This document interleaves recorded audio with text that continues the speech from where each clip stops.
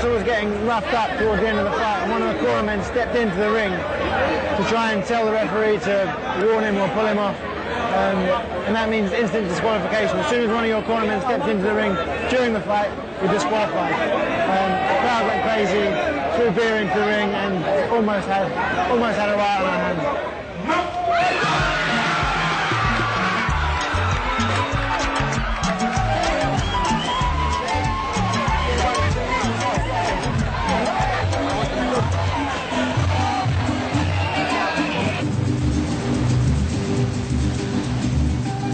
There are 2 days to go before the election, so we have time to visit an island that advertises unsurpassed beauty, relaxation and adventure.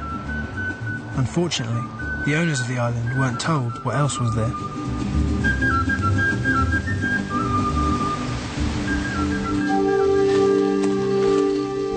Juan Mendez was hired by the government to investigate what's been found here.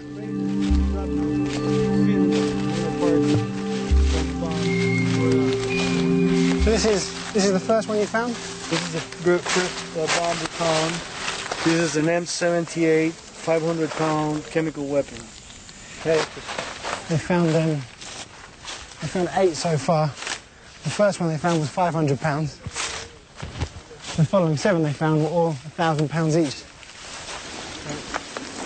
Panama was the only place where the US, Britain and Canada carried out this type of experiments with chemical weapons. So in 1997 they ratified the Chemical Weapons Convention, and at the same time they said they have not left chemical weapons in any country, any foreign country in the world. Well, actually that's not the way the declaration is drafted. I mean, you either declare that you have chemical weapons abandoned somewhere or you do not. They did not declare chemical weapons having been abandoned in Panama or anywhere else in that matter. Okay. The Organisation for the Prohibition of Chemical Weapons put tags on the bombs so that any movement could be monitored. Well, you can see that this electronic device, which reads here OPCW, emits an electronic signal to a satellite in outer space, which in turn allows for OPCW to keep tags of the bomb, that it's not removed, that it stays in place and so forth, and also for the inventory of the total amount of bombs on the island. It's been officially acknowledged that this is an American chemical bomb. Yes, absolutely, yes. This bomb was found by a child. This bomb was found by the granddaughter of one of the owners of the island, indeed. So most chemical weapons have a shelf life of much less than 10 years, but if this is mustard gas, it's very different. There's a protective gel forms around the exterior, and the interior can stay active for decades. The Americans have said that they feel no obligation to clean up land that is not fit for commercial or residential development. With 3 boats, a load of quad bikes and jet skis, this is the land not fit for commercial or residential development.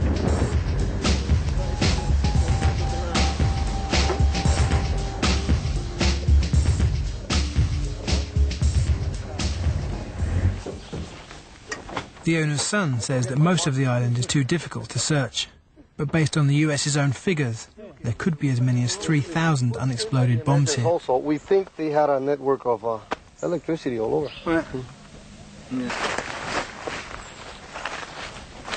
This guy rolls, you see the position it's at, it rains, erosion, rolls, bomb. Last time we were here, the bomb was probably 5 meters up here, and now it's moving down this way. We're getting ready to go into the rainy season again. Probably it'll move again this year. I asked the foremost expert on chemical weapons from the OPCW when he was here.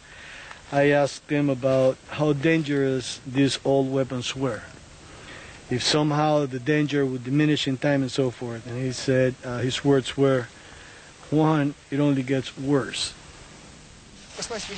Recently, the US offered to pay for 7 bombs to be cleared, but in exchange they wanted to be released from any future obligations.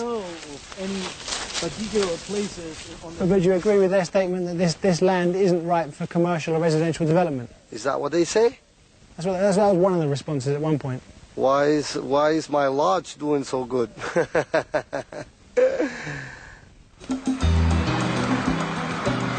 Back in Panama City, it was election day. I going to my bottle, to put in here in my bottle, in the table and the box.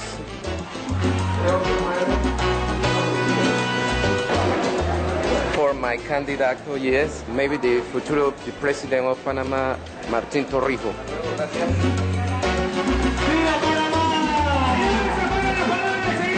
As predicted, Martín Torrijos has won, and people like Fidel hope that means new jobs. You'll have your old job back? Yes, maybe, yes, I don't know. According to a recent UN poll, over half of Latin Americans would support an authoritarian government if it solved their economic problems. A number of Panamanians told me exactly the same thing. For the more optimistic, like Fidel, he's still waiting to hear about his old job. Expectations are dangerously high.